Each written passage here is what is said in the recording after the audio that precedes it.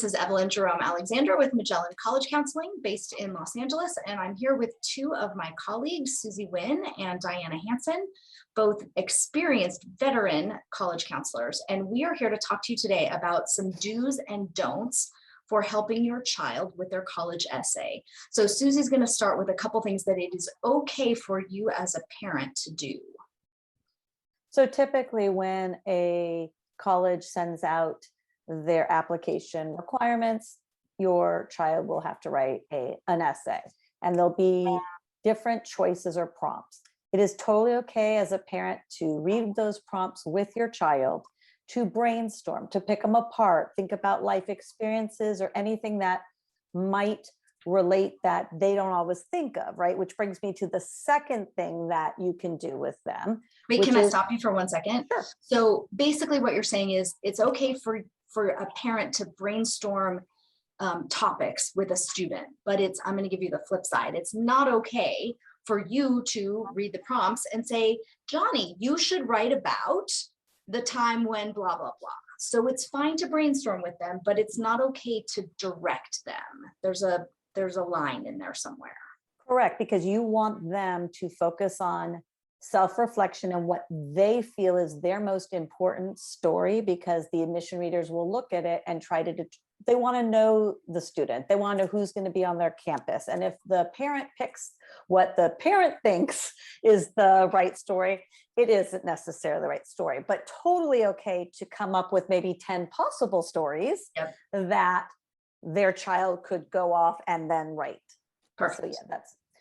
So and once you brainstorm them, then the next thing that typically, I don't want to say it's a roadblock, but we always say show, don't tell, which is you may pick some traits or you may pick a story, but typically young adults will forget, or it's more that they don't even think things are important. They minimize them. So it could be as simple as taking out the trash for a neighbor. They may do this regularly and they don't think it has any value. As Diana always likes to say, parents remember everything, right? So it is totally okay to go through and say, oh, you want to talk about this. Do you remember when you did that? I wonder if that would be a good story to tell, and maybe come up with 5 or 6 that could, again, let them pick, just like you said, Evelyn, to figure out what would be the best story to show that trait.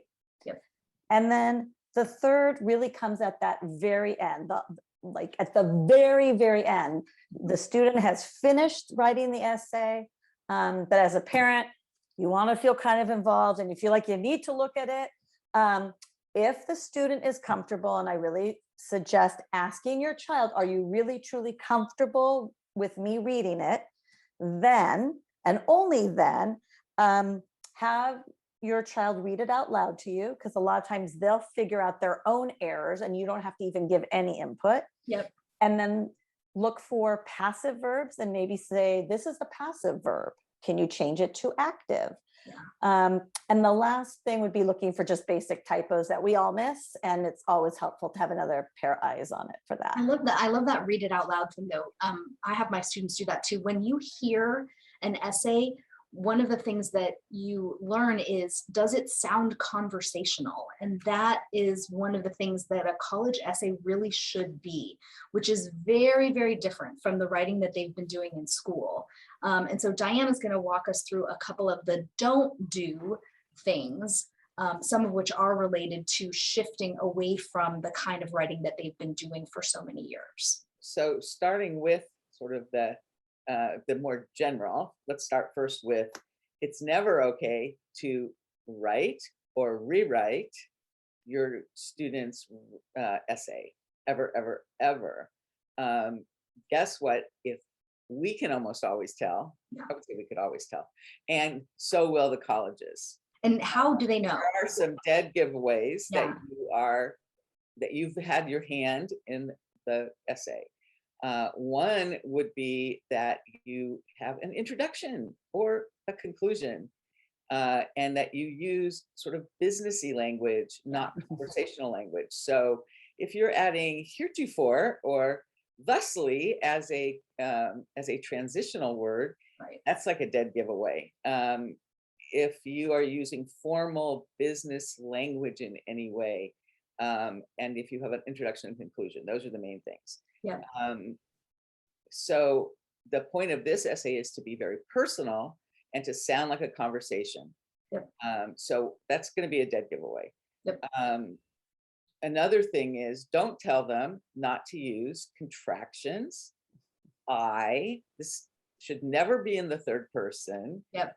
It should never, you can use contractions, don't. And in fact, that's one of the best way to keep your word count down. Didn't is just fine for these. Yep. Yep. And again, these are things that they've been taught in their English classes for all of these years, never to express an opinion, never to talk about themselves, never ever, always to have that 5-paragraph structure that sounds very formal. All of those go out the window for this essay. I'll actually link another post that has a whole bunch of rules that it is okay to violate for your college essay.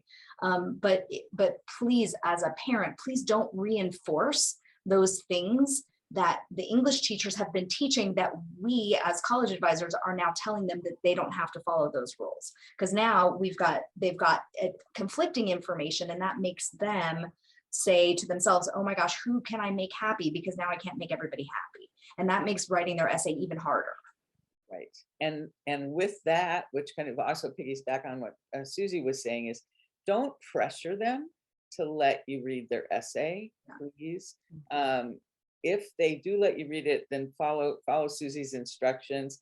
If they say no, just like accept it with grace, and even say maybe after you've put all your, because I know myself as a parent, I wanted to read it. I wanted to be involved in everything. So then you could say at that point, you know what, after you've submitted all of your applications, maybe I could read it then. Yeah. And then you have to zip your lip and not say, oh my goodness, you should have said, so there is a danger to that, but I mean, I would say think about if why your child might not want you to read their essay, because it might be because they don't want you to criticize it, because they're proud of it. I mean, there's a million reasons why they might not, but I've just seen parents go in and just red pen the thing to death. And honestly, it just takes the student's confidence level and squashes it. And usually it's worse. Yeah. Usually when the parent goes in and takes out the things that are either raw or not sophisticated, right, it makes the essay worse. Right. I also wanted to add that if they do let you read it, let's say just before, as Suzie was suggesting, and you're going to maybe point out passive voice or things like that, if you are going to suggest any changes, please do it in suggesting mode instead of just edit mode, because you don't want to be clobbering their writing. You want to be suggesting possible differences. Their egos about writing are like so incredibly fragile, probably more fragile than almost any other part of their lives for some reason. So you have to just be gentle. Yeah. And the other thing, Suzie, you're right. Sometimes the essays get worse when the parents go in, and or any other outside reader, part of the reason is it takes away the voice. The whole goal of this essay is to hear what the student would be telling you if they were there having a conversation with you. And if you've got a whole bunch of people in there making changes, it detracts from hearing that one single voice telling the story. And the elevated language is definitely a problem, and it's a huge red flag. The colleges will take a look at that essay with the heretofore and the nevertheless, and they'll just put it in the pile and say, you know what, the kid just didn't write this. So you're actually doing them more harm than good, is the truth. Especially if that student was already maybe a C student or a B student in English, or history with a lot of writing. It's kind of a red flag. And they're going to look at that too. They're going to see if the grades and the essay match each other. And if they don't, it goes beyond red flag. It just gets put into the pile. Any other advice? We're trying to help you be constructive, but not overbearing, I guess would be how I would summarize this. Good. Yes. Yeah. And we're not, and just to say that we're not trying to discourage you from being involved. Right. Just we want you to be involved in ways that are going to be more helpful to the student rather than increase any stress. Because as we all have told all of you guys, and we believe in trying to de-stress as much as possible. That what's the most stressful time of their lives right now.